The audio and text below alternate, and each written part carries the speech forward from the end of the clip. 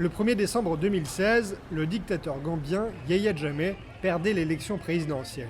C'était la fin d'un régime brutal qui a duré 22 ans dans ce petit pays d'Afrique de l'Ouest enclavé dans le Sénégal. Mais 3 ans plus tard, des irréductibles adulent toujours l'ancien tyran, désormais exilé en Guinée équatoriale.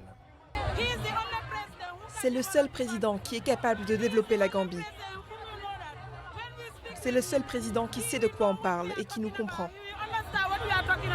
Depuis près d'un an, les témoignages accablants se multiplient devant une commission vérité et réconciliation.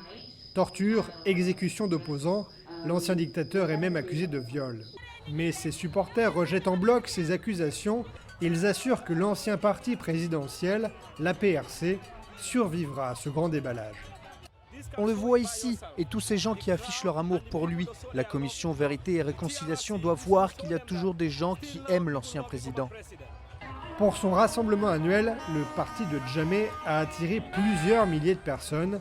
Une démonstration de force pour un mouvement qui ne compte plus que 5 sièges sur 58 à l'Assemblée nationale.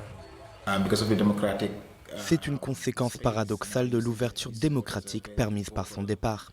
Les soutiens de Jammeh se font entendre et ils l'utilisent comme symbole et comme cri de ralliement pour leur parti. Presque tous les soirs, quelques soutiens de Jammeh se donnent rendez-vous. Ils se réunissent dans la maison du nouveau chef du parti, Fabakary Tombong Jatta. La formation fait souvent courir la rumeur d'un retour imminent de l'ancien président. Il a le droit de revenir et il reviendra, si Dieu le veut. Il sera bientôt de retour, ce n'est qu'une question de temps. Il est presque sur le chemin du retour. Mais si Yahya Jammeh revenait en Gambie, il risquerait alors, très certainement, de devoir faire face à la justice.